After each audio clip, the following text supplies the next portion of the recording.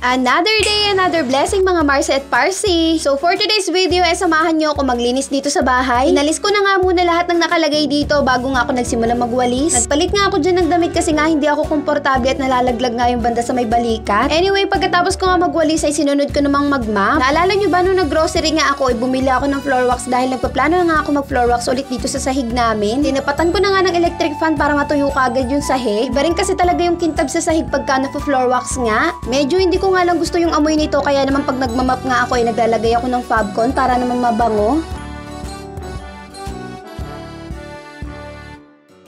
Anyway, nung nakaraan pala ay may dumating nga sa akin na parcel at eto nga yung araw na pumunta yung kapatid at saka pamangking ko. Kaya kung mapapansin nyo, black nga yung damit ko dyan. So eto nga hawak ko dito ay panghasa nga ng mga kutsilyo. Hindi rin kasi talaga may iwasan na pumurol nga yung mga kutsilyo natin dahil sa araw-araw natin itong ginagamit. Eto nga sunod na in-unboxing ko ay food storage. Paano, hindi ko pa rin talaga ma-let go yung iba kong lagayan ng ice cream dahil kulang pa rin talaga ako sa lagayan ng mga ulam. At eto namang pangatlo, ilagayan naman ng condiments. Nagulat nga ako kasi airtight pala to. Akala ko nung una hindi. Silicone nga yung gilid niya kaya naman airtight nga siya at hindi nga to papasukin ng mga langgam. May kasama na nga rin pala tong maliit na spoon na nilalagay sa gilid. At hindi mo na nga kailangan pa magpako ng dingding dahil nga ito ay may kasama ng adhesive pad. Eto nga pang-apat na in-unboxing ko ay brush. Gusto ko na nga rin kasi talagang palitan yung brush ko dun sa may lababo kasi nga color blue at hindi nga bagay sa ating tema. So dito nga ako mas na-excite dito sa dalawang box na malaki. Hindi kasi maganda yung nabili kong basurahan dati para nga sa may kusina. Ang bilis nga nasira ng takip nun pero ibahin nyo nga itong ikoko dahil talaga namang subok ko na. Yung basurahan ko nga dun sa may likod ikoko nga rin po yun. Anyway, may dalawang color nga kayong pagpipilian. May color black at saka ganitong color gray. Yung mga makeup ko nga na ginagamit nasa isang pouch lang kaya naman talagang masikip. Kaya naman pumili na nga ako ng ganitong lagayan ng makeup. Pwede nyo nga rin itong lagyan ng mga skincare nyo. May kasama na nga itong manual kung paano nga ikakabit itong pinakapinto. Pero kahit hindi ko na nga binasa napakadali lang naman ikabit. Nakakatuwa nga kasi pag open ko ng drawer meron palang lipstick organizer na kasama. Sobrang laki nga rin ng space ng drawer kaya naman marami nga kayong mailalagay dyan. Napakaganda pa nga ng kulay dahil aesthetic at eto nga pinakapaan niya ay meron na nga ring stopper. So mabalik na nga tayo sa ginagawa ko kanina. Bali yung basurahan ko nga dito ay aalisin ko na at ilalagay ko dun sa may kusina. Mas gusto ko kasi na mas malaki yung basurahan ko dun sa may kusina kaysa nga dito sa may sala. Sakto lang kasi talaga yung ganung basurahan para nga dito sa sala dahil slim lang siya. Yung nilalagay ko lang kasi dito yung mga papel-papel at saka yung mga nawalis ko sa sahig. Kaya naman tamang-tama talaga tong size na to.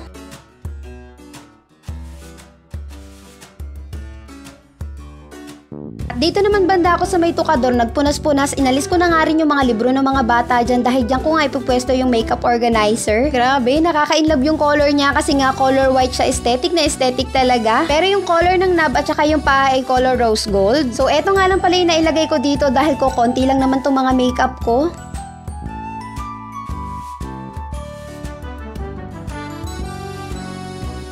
At eto nga yung brush na sinasabi ko sa inyo na color blue. At finally nga mapapalitan na nga rin siya. At yung isa naman na brush gagamitin ko nga para sa mga sapatos ng mga bata. At pwede ko nga rin siyang gamitin pang brush ng carpet. Ang ganda nga ng bristle ng brush na to kasi nga napakalambot.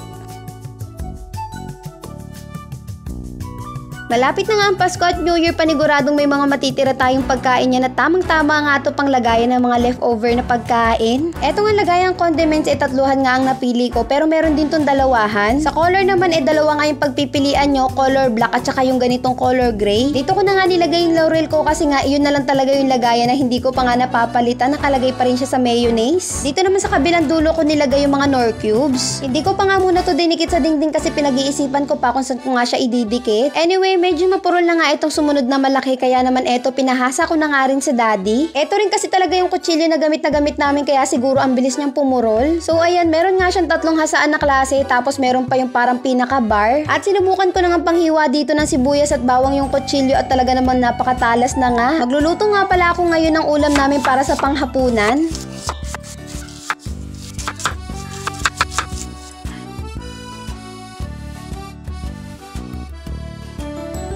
At hulaan nyo nga kung ano nga bang ulam namin ngayon. Today is Friday, kaya naman Munggo Day. Nang magisa ko nga yung sibuyas at bawang pati na nga rin yung giniling, naglagay na nga rin ako dyan ng pampalasa. Ginisagisa ko nga lang nung maluto nga ng bahagya yung giniling, inilagay ko na nga rin yung pinakuluan kong munggo. At nung maluto na nga ng bahagya, sinalin ko na nga dito sa may kaldero. At yun lang muna mga Marcy at Parsi. Salamat sa panonood. Till next video, kain po tayo!